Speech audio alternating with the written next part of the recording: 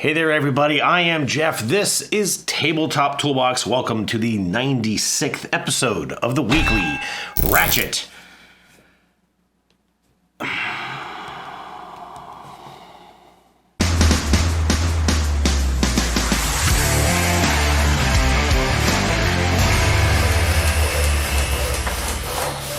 Hey there, everybody, and welcome back to the Ratchet.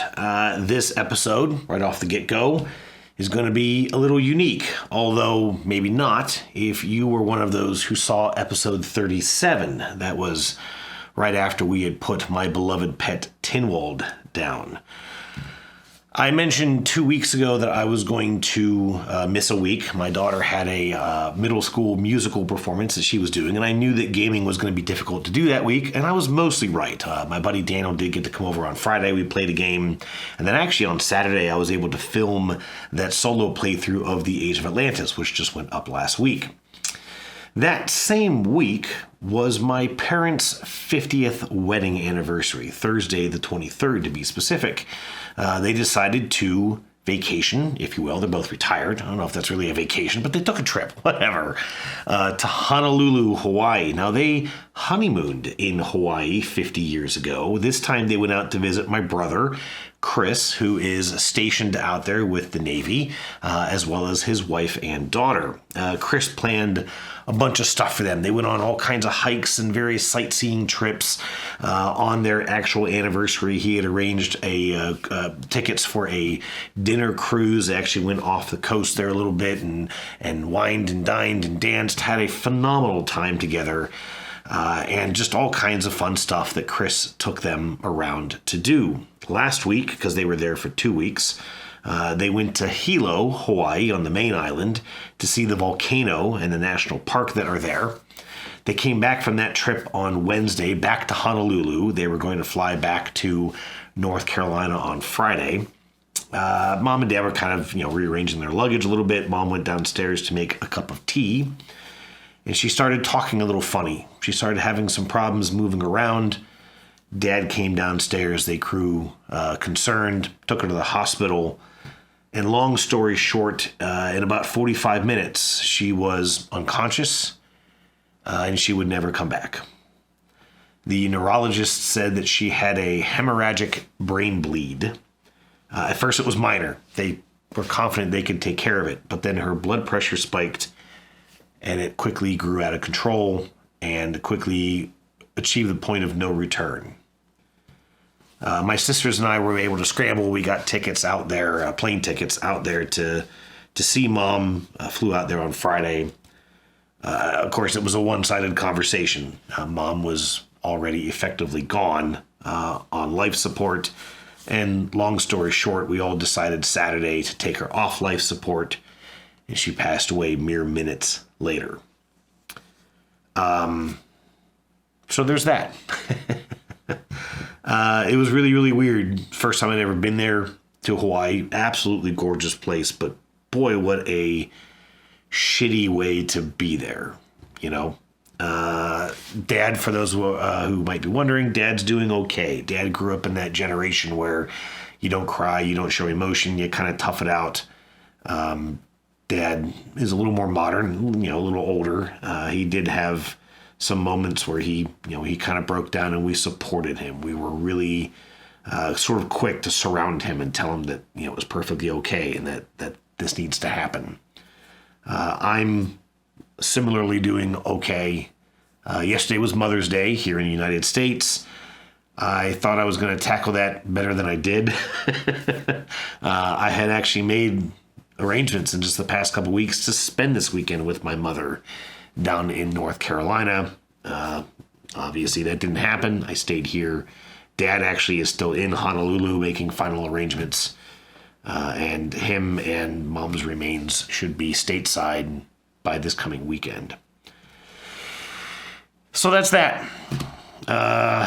The show must go on, which is kind of the case for all things, unfortunately. And just as I bounced back after episode 37, I'm sure I'll bounce back here.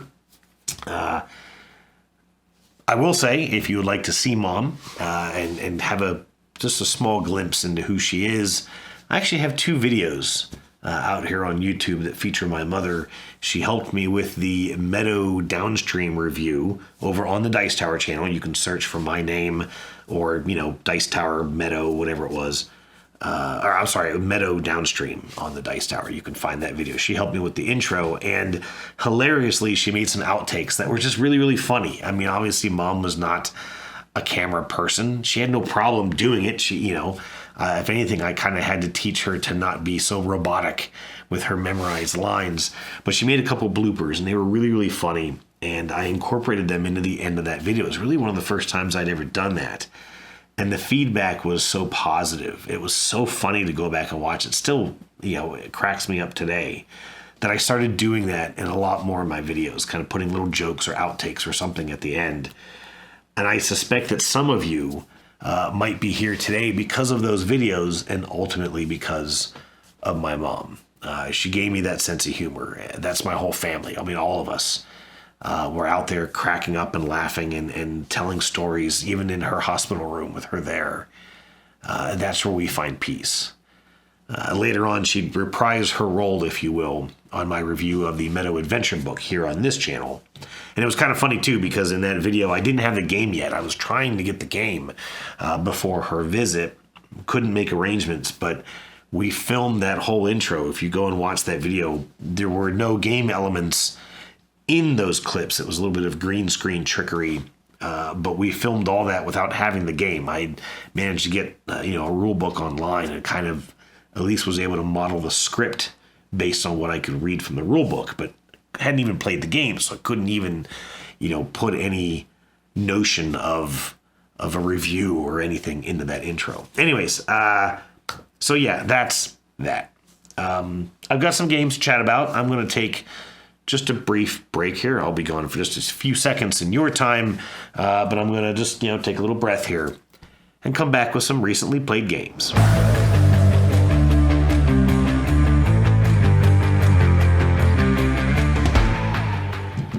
Cleansing breath. By the way, if you would like to celebrate my mother in a way that she would like to be celebrated, margaritas. That was her weapon of choice.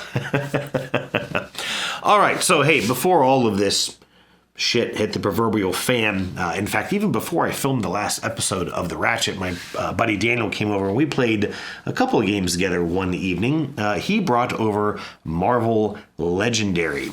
This is a game that I've known about. Him and I had talked about it.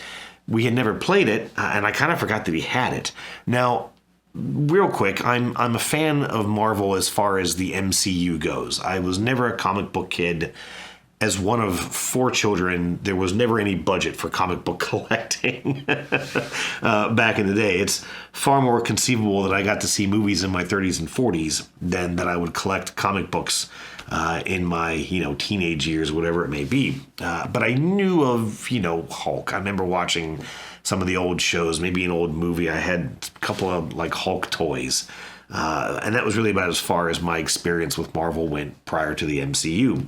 Daniel is a fairly big X-Men fan, and so he has a couple of the X-Men expansions, but even he agreed to using mostly Avenger stuff since we kind of both knew that. Anyways, Marvel Legendary is a deck-building game, and it's fairly standard in its approach. You're going to have 2 decks of cards. Now, unlike games like Marvel Champion or maybe Crisis Protocol, you don't play as a specific hero. You kind of build this deck out of various heroes or characters, whatever. And again, you can sort of mix and match, especially as the expansions, were added into this game. And so you're going to take maybe a Hulk deck. I think we used Hulk. I believe we used Iron Man, possibly Thor, if I recall, and I can't remember who else we used. And you just mix their cards together into this large deck. You also have a villain deck, and there's kind of, a number of sort of sub-decks that you sort of add together and shuffle into this sort of a threat deck, enemy deck, whatever it may be called. And I should mention, I didn't look at the rule book to this thing, so I may not be using all the proper terminology as far as the game goes. This is sort of a general overview. And lastly, you're going to have a small deck of cards for your main villain. In our case, we played against Loki, again, kind of sticking with your Avengers characters. And you're going to have, of course, basic deck of cards or hand of cards that you start off with, and they're sort of generic shield agents, still called heroes, if you will. but that kind of comes into play here. On your turn, you're going to draw a hand of, I believe, 5 or 6 cards. You're going to play as many cards as you can. Anything you can't play gets discarded at the end of your turn. And like most of these deck builder games, you're going to get 2 forms of currency, if you will. You're going to get, obviously, purchasing credits, and you're going to get attack values. You're going to, of course, use those purchase credits to buy more cards. There's a display of maybe 6 cards on the board that you can purchase from. And then you're going to use the attack values to attack any number of cards potentially in this sort of almost like a timeline or a conveyor line, if you will, of enemy cards that come out. At the beginning of each one of your turns, you're going to reveal one of these cards. It may have an effect that kind of triggers off, or it may just go into play, sort of shifting everything down. And if at any point a card would shift off the end of that track, it again may have some sort of a negative effect that takes place. And that may require you to get rid of cards. It may require you to take damage. The wounds, I believe they were called, that you get is just another sort of stack of cards. They're all the same, I believe, and they just kind of serve to clog up your deck. They kind of remind me of the Heat cards in the game of Heat. So if you ever wind up with a hand of these, you effectively can't do anything, although you can take a turn where you do nothing. You simply just get rid of all the wound cards in your hand, putting them back into the stack of cards, and, kind of at least then you get to thin some of that out of your deck in exchange for not doing anything. Also, with that attack value that you get, you can attack your main villain. In our case, Loki had an attack value of 10. So at any point you were able to accumulate 10 points of damage, which was quite a bit difficult to do. You would attack Loki to remove one of the cards from his stack.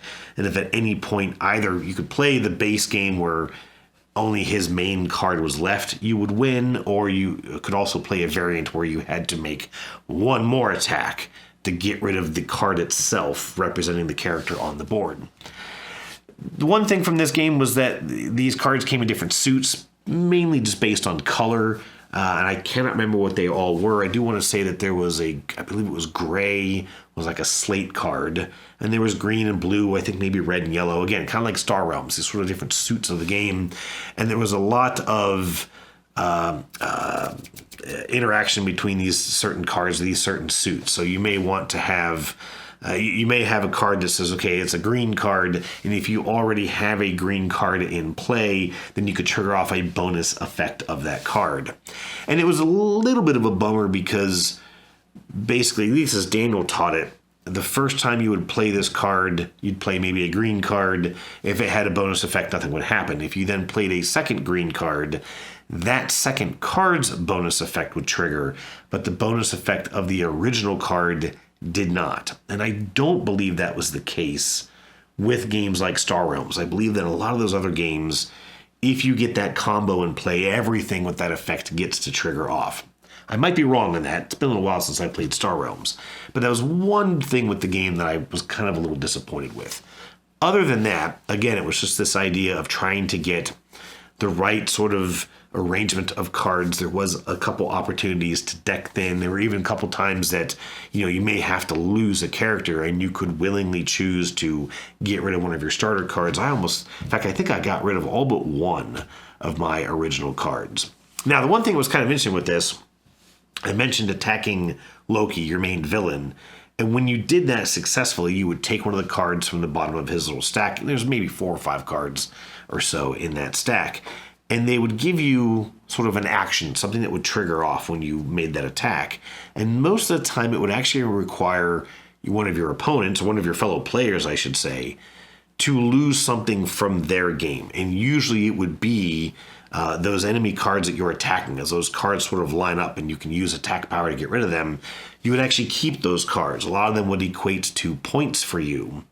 And so sometimes that Loki stack would actually require one of your opponents to get rid of one of their scoring cards. And that's because this is not actually a cooperative game, straight up like Marvel Champions is. It is actually a competitive game with a semi-cooperative nature. So obviously you're trying not to fail together. You're trying not to let any of the end game triggers, that would result in a failed condition happening. But as you are defeating these various enemies, including your primary villain, you're actually acquiring points. And at the end of the game, assuming that you have won, you're going to see who basically did the most to, take out your various foes and opponents or whatever it may be. And so that was kind of interesting because it did feel a little bit like, some of these MCU films, at least as I know them, where the characters are sort of always a little at odds with each other. And so, yeah, you felt like, okay, we're all trying to obviously beat the bad guy, but we want to do the best job at doing it, right? So I thought that was kind of interesting. I did like this game. There are, and I know this from doing some commentary on Legendary many years ago at the Dice Tower, there's something like 25 different expansions for this game. Some of them are very small, some are obviously a lot more involved. We really didn't use any of them in our playthrough because it had been a while since Daniel had played. He really didn't remember all the rules very well. I had just come back from a trip. I was a little tired as it was. And so we just kind of went for the path of least resistance to check out this game. But I did enjoy it. I don't think I'm going to add this to my collection or anything. I'm sure if it comes up again, I would gladly play this again with Daniel. I'd like to check out maybe some of that, added content, see what kind of else is, that they've been able to add to the engine, I guess, of this game. Because I did like the way that it worked. But for example, there were bystander cards that I know were shuffled into the base deck that we never came across. Basically, just the way that deck got shuffled or whatever happened, none of them came out into play. I don't even know how that mechanism works. And so I would be interested to see what else this game can do. Had a good play of this Marvel Legendary. After that, we did get to squeeze in one more game. We don't usually get to do a double feature when we play, but we played a quick game of Orbit. Now, I've talked about this game quite a bit here on the channel, so I'm not going to go into a lot of details on it, but it is a simple racing game. This is from Dr. Rainer Knizia, and you're going to start on a home planet of your own color, with the goal simply being to visit every other planet in this sort of solar system and get back to your home planet first. You're going to do that by playing cards on your turn. You play one card on your turn, and those cards will do things like provide movement for your own ship, let you possibly move one or more different planets, give you some extra energy, which you can use for additional movement, etc. And so it's one of those games where it is very tactical. Things are always moving around. There's always something that's going to change. The game state will typically always change in between your turns. Now, I will say that at 2 players, the game is a little bit more predictable. You have obviously less happening between your turns, less planets moving around. And I've even kind of found that at 2, you can either focus on your own advancement or you can try and thwart your one opponent, but chances aren't great that you can do both. And so it's one of those where I kind of ran away with this very early. I was able to set up some very, very quick moves, visit a bunch of planets, basically one planet per turn. Early in the game, while Daniel, not really familiar with the pacing of this, he was kind of trying to upgrade his ship a little bit, trying to get some various upgrades going, and there's a little bit of that throughout this game, but I kind of like to stumble upon them more or less by accident, or if I can't get to a planet, I'll focus on a little bit of engine building, and so I kind of got ahead, and I will say Daniel had a stellar last turn. He was actually able to visit 2 planets on his last turn, but by then I was one move away from getting home. It's still a great game. It is a great game. It's fairly quick and snappy. A very, very nice production value. At 4, it can get a little more aggressive. It can get very, very chaotic and random. At 2, like I said, a little bit more predictable, but still a decent experience. And one that plays quite quickly again at 2. Orbit by Rainer Knizia. All right, let's get to Question of the Week.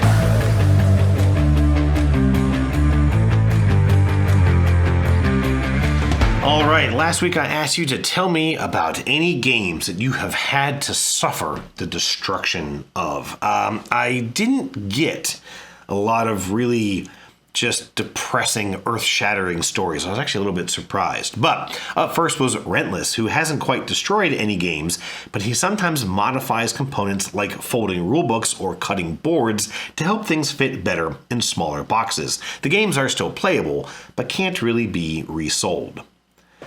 I can't say I've ever really done that. In fact, I think I'm kind of one of those where if I can't get the box even to close all the way, I will take components out of it and use the expansion box, the conversation we had in the previous episode, just to make sure that nothing gets damaged from the base game. So That's an interesting take on things for sure. Red Panda Games shared a fascinating story of leaving a copy of Quelf, a Christmas gift as it was, at his friend's house. That friend put the game in his car, which he then crashed, and the car and the game went up in flames. Quick, happy epilogue. The friend made it out okay. I am glad that he added that into that tale. That is crazy for sure. Hey, about that game I borrowed from you. Certainly glad that your friend is okay. And it was Quelf, so you didn't lose out on too much. Jeremy Johnson said someone once stole all the miniatures to his copy of Hero Quest and the expansion, effectively making the game useless. How did that happen? I'm kind of curious. Like, did you have it out somewhere and someone took it? Was it kind of like someone playing a prank and then maybe they lost them? Like, that seems like a very, very specific theft. That's weird. Canuck Chuck shared a hilarious tale of his original copy of Mastermind falling behind the chest freezer at his parents' house, spilling all of its little pegs behind and underneath. He said, being a child, he naturally assumed they were gone forever, never thinking to ask his dad to move the freezer. Yeah, it is kind of funny thinking back to your childhood and thinking, why didn't I just do this? And instead, yeah, as a kid, you're like, well, this is my life now. My things are destroyed, and I will never get to play this again. Did you ever get another copy of it? I'm curious. And lastly, D. Evergrace said he once dented one of his games when he didn't quite consider the location of the hinges in the trunk of his car. Have to wonder what kind of car that is. I think of the cars I have now, and all of them have the hinges basically in a way where nothing can really get caught in them. In fact, even my newer car, it has like the bar for the hinge, but it actually goes into a sealed off space. You can't even get to it, can't even see it as you close the trunk of your car. Me personally, so what brought on this story is, of course, I have this new house, and for the first time in a while, I mean, in previous residences, the game room was, just basically our dining room, whatever it may be. But of course, at the last house, I had that dedicated space, the space above the detached garage where all my games sat, and that collection rapidly grew with that much space to work with. Now the game room is back in the house. I'm using what should be the living room of this house as a game space.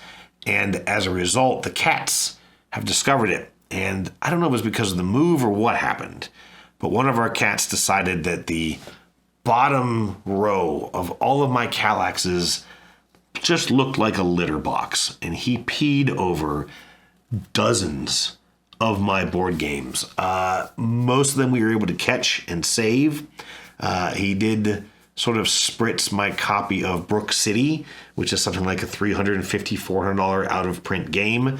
I think most of that I was able to kind of clean up and save. He did ruin a couple games. I think the Ready, Set, Bet. There was a previous roll and write game kind of in that horse betting. I can't remember the name of it. He ruined that. And I had the card version of, the one art game. I can't remember the name of it right now, but I think that's a Reiner Knizia game. And there were two versions of this art collecting game. And the one was just a card based, and he soaked that one to the point that I can't retrieve it. I can't recover it. And so those had to simply just get thrown away. Again, nothing extremely collectible or extremely rare got ruined, marked up maybe a little bit, but still playable. And so, yes, that is my tale of woe. That's it for Question of the Week. Thanks for your answers as always. Let's get to just a couple more played games.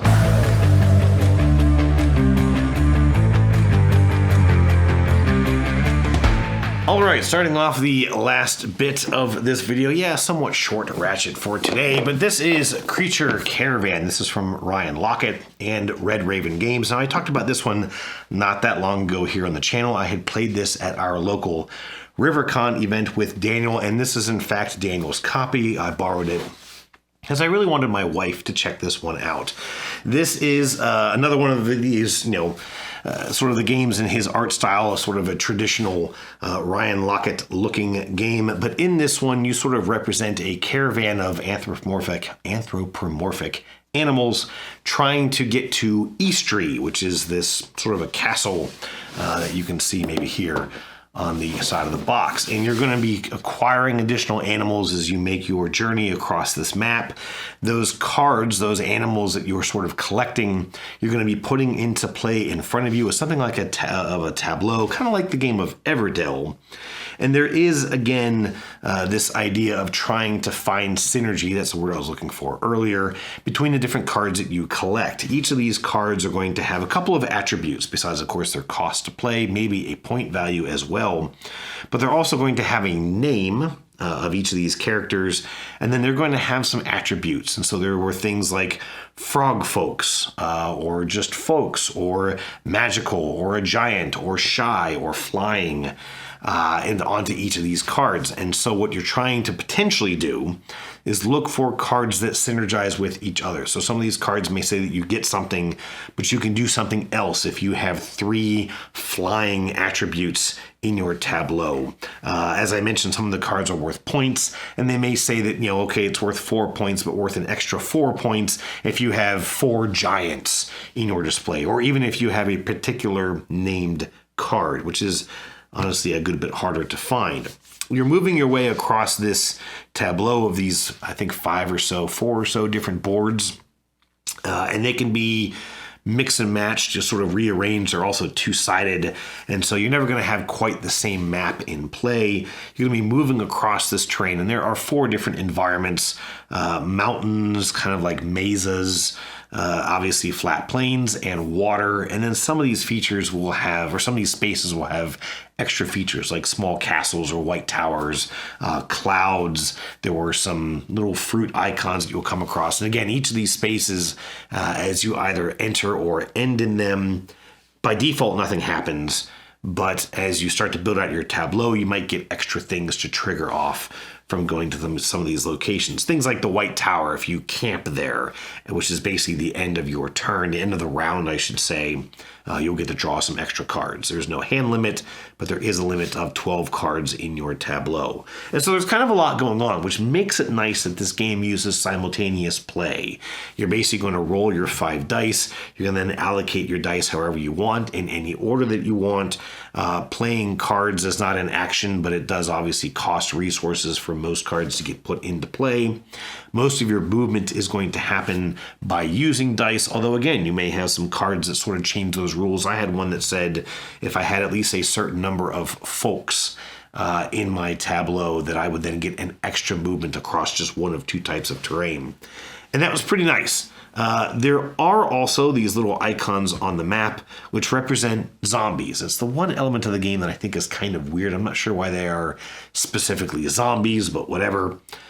When you land on these zombie spaces, even if you continue to move, but if you land on a zombie space, you take a zombie token immediately. And then there is a separate board which lets you fight zombies on the space if you're in one of those spaces. And it's a weird mechanism because, without trying to go into a ton of detail here, you're going to allocate dice towards attack actions. There is 1 on your player board, which will get you up to a value of 6 if you, of course, put a single 6-value die on that space. But that attack board starts at 5. It goes 5 and 6, and then it quickly ramps up to 20. In order to attain those values, you again have to put die on attack spaces. So you'll have access to the first 2 columns of that board with just your default player board. But the moment you want to exceed an attack value of 6, you're going to need to have extra cards that you've acquired throughout the game in your tableau that you can put additional dice on to get additional attack values. You can only use each column of that board, again, 5, 6, maybe 7, 8. I think 8 may have been on there twice, and then it starts to skip numbers. So there was no 10, if I recall. You can only use each of those columns once. And so you're going to put one of your player cubes on that column to sort of indicate that you've used it. But even then, at the end of each round of play, after everyone has done everything that they can do, the cubes kind of fall down these columns in distinct rows. And if a cube ever gets to the bottom of that column can't be used anymore by anybody. Even if you have not used it yet, it is now locked off to you. And that mechanism doesn't make any sense to me. I don't understand why, okay, well, hey, I managed to avoid the zombie spots up to now. Maybe I waited until late game to finally just have to deal with a zombie. But meanwhile, all the players have sort of fogged up all of the easy spaces on this board. And now I have to have a ton of attack value, which maybe I have not been building up towards. And you're just kind of stuck taking this zombie token. You can't get rid of it because you don't have enough combat strength to do so.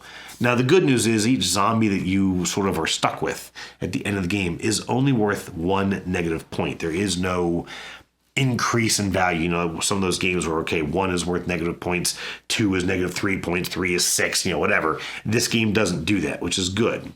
The other thing was interesting in this play, again, just my wife and I played this, was that the first time I played this, I had a lot of cards that gave me movement. I really, really focused on trying to hurry across that board. They kind of made it evident in the teach that way you get a lot of points if you can get to that end castle location by the end of the game. This game, I really, really struggled to do that. It was not until even late game that I had 1 or 2 extra cards that granted me extra movement if I could spend dice on them. I also have yet to have an opportunity to have extra dice that can happen in this game, but those cards are incredibly expensive to get into play. And so I really struggled with movement in this game. My wife actually stayed ahead of me the entire game. She had a lot more resources than I had. There is a market board which actually acts the same way as that zombie attack board, in that you can trade either gold or some sort of like a carrying bag in order to get bread. Bread is a common resource that you'll spend to get cards into play. And same thing, you have to trade set values of coins or these bags to get bread. And once the column is filled, you can't use it, yada, yada. Again, just a little weird. I mean, I can understand the idea of maybe escalation, but the whole idea that, well, hey, I haven't used it yet, but it's already blocked off to me is kind of odd. So like I said, I kind of struggled in this game. In fact, I think at the end of the game, I'd only played 8 or 9 cards. My wife had completely filled out her tableau. We both managed to get to that end location. However, not at all intentionally, I had done a ton of combat. I had wiped out, I think, 8 or 9 zombies because I just kind of kept tripping upon them as I was trying to get across the board. And each of those columns are worth a point value, both on the zombie board and the market board. And so while my wife had more points than me in her tableau, although not as many more as I expected, I had something like 29 unanswered points across those boards. And I found it really interesting to realize that it is a pretty good balance of mechanisms in this game. So while I did not feel like I was speeding across the map as efficiently as I wanted to be, I was still acquiring a lot of points in other ways. While I was not building out this big tableau with a ton of synergy between the cards, I think I had something like 8 points in all of my tableau. There was one card that gave me some good value. Actually, oddly enough, for having defeated zombies, that gave me a lot of points. So I had just a couple of points at the end of the game in my tableau. But again, a ton of points off of those side boards. And so I was kind of surprised at how neatly that all sort of came out in the end, at how even though I didn't feel like I had succeeded in all the areas of the game, I succeeded in other areas and did end up with a modest win, which I was a bit surprised by. I like this game. I like this game quite a good bit. I don't know that it's going to get a ton of play for us. I still don't think I'm going to get my own copy of this. I am kind of interested in checking out the Deluxe Edition. I think there also is a little expansion for this or something. Daniel doesn't have that. He just got the retail version, which again is fine. I have no problem with it. But yeah, a good experience. Creature Caravan. All right, last one I'm going to chat about here. Hang on a second. This one's heavy.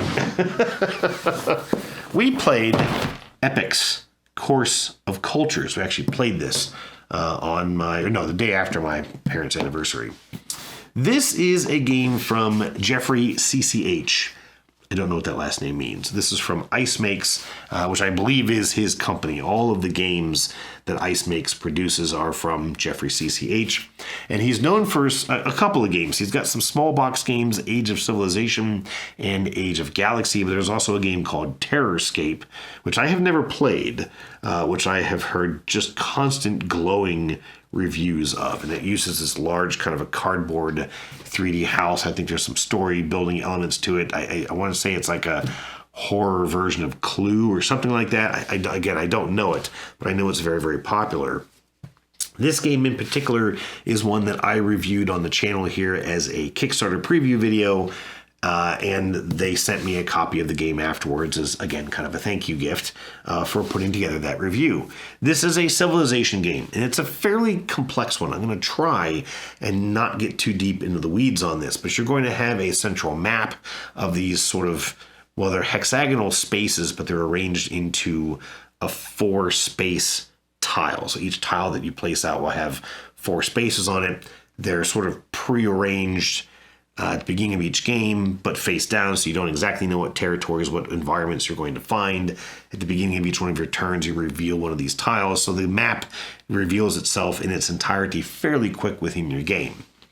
You're going to start off, each player will begin the game by putting out one of their tokens after some of the map has begun to be revealed, so you can sort of start to spread yourself out right off the get-go and maybe try to keep yourself from being right up against one of your opponents. You've then got a player board in front of you, which is actually an arrangement of multiple other boards, and this is a deluxe edition, so you're going to see the player mats that I have in front of us. But you have a government board, which is the same for every player, but it has different governments you can kind of upgrade to. This is a mechanism from his Age of Civilization or Age of Empire games, where you can kind of upgrade, but you sort of choose your path as you go. So if you say head towards the right towards of your board, I can't remember which governments are on that the sections of that board, but as you sort of take one path, it then limits your ability to get to other things. So you kind of have to plan a little bit ahead for what you may want to be able to do, which may not always, pan out for you. But so you got a government board, you then have a faction board, and this is all using traditional, there's Romans and Greeks and Celtics or whatever, all these different civilizations. And they have some minor unique abilities that may trigger off in one of the 3 eras of this game. So there's a little bit of asymmetry through your faction. And then, of course, you've got a board that's going to show you the different actions that you can take. And there's like commodity and trading boards. There's some other little, sort of little things that you've got. You've got this hourglass spot on your board where you keep track of your various resources. There are 3 base resources in the game. It's something like science and food and construction materials. And then you also get gold throughout the game, which can be used as any one of those resources, at other times throughout the game. One of the big things of this, as with most civilization games, is technology. You're going to always have a hand of 6 technology cards, although eventually through each era, your hand is going to start to fill up with technology cards of the next era, which you cannot play until that appropriate era.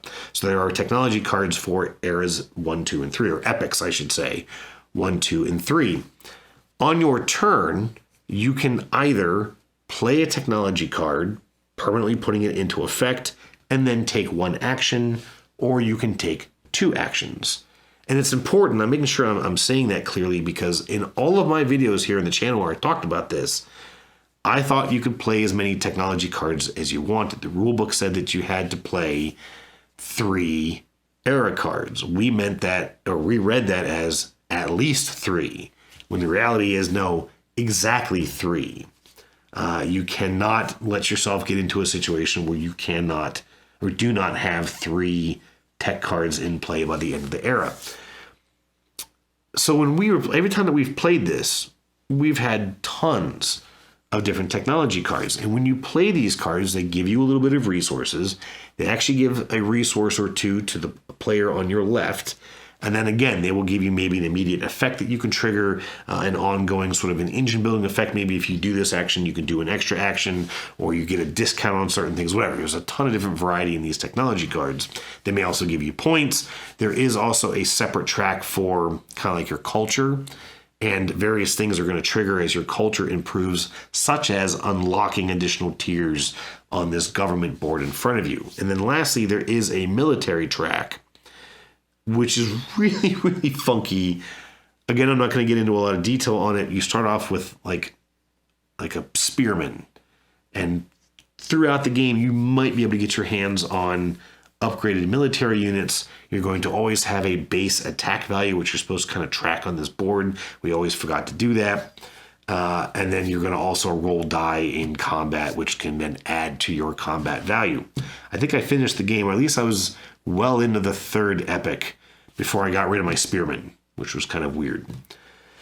These actions that you're taking are going to let you expand across the board. They're going to let you maybe build cities. You're going to either sort of cozy up to or possibly attack neutral cities or even your opponents. They added a mechanism to the war in the production version of the game. In the base game, you could sort of declare yourself to be, what was the word? You're a warmonger or something like that. And if you did that, you would lose some culture at the end of each round, losing more culture as you got later into the game. In this game, though, you can declare war against somebody, which has to cook for a round. So I may declare war against you. It does not make me a warmonger, but I can't actually attack you until my next turn, which gives you at least one turn to maybe kind of build up a little bit of defense or get ready, for that potential incoming attack. So that was kind of odd, right? You can either just sort of go the warmonger path and attack someone immediately, but you kind of get punished for it at the end of the epic, or you can sort of slow burn into a war, which I thought was interesting. But all of these actions, a lot of times, are going to cost resources, of course, and there is no real income in the game. You don't get anything throughout the game except for when you play these technology cards. As I mentioned, each time you play them, you may get some resources. Your opponent to your left will typically get 1 or 2 resources. And so because of the fact that we were playing this in the past, playing as many of these tech cards as we wanted, if we found ourselves a little shy on resources, well, maybe I would play this tech card that doesn't really work for my engine, but at least it just gives me something that I need to build something else. Now that we were limited to precisely 3 of these cards in each epic, it felt very, very tight. It felt very tight, and you felt a lot more dependent upon synergy between those technology cards, synergy between maybe the cards in your current government or maybe the governments that were immediately sort of available to you.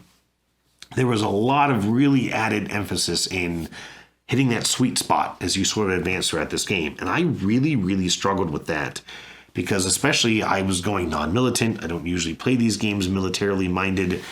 And, so I was trying to build the wonders. There is this sort of market that comes out. I mentioned the military units, but there are also wonders that come out. And they sort of do the same thing. They provide in-game scoring. They may give you ongoing abilities, engine upgrades, whatever you're doing, or just give you a bunch of resources. Again, a wide variety of things. But they're really, really hard to get.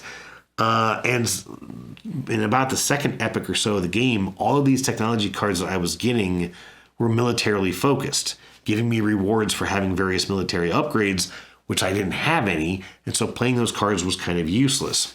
And so I really struggled to get that synergy going. I struggled then to expand across the board. I struggled to get wonders. I struggled to do most of the things that this game, was trying to get me to do. Daniel, on the other hand, got some really, really great synergies. In fact, in the third epic, he had just an absolute mound of resources, the likes of which I've never seen. But he had things like, had a lot of emphasis on getting these trade routes. Like I said, you can kind of cozy up to these other cities that come out into play. And he was able to get a bunch of trade routes established with these other cities and then played cards that then fed off of those trade routes. And so as a result, he walloped me by the end of this game. I really suspected that limit of only 3 technology cards would be a problem.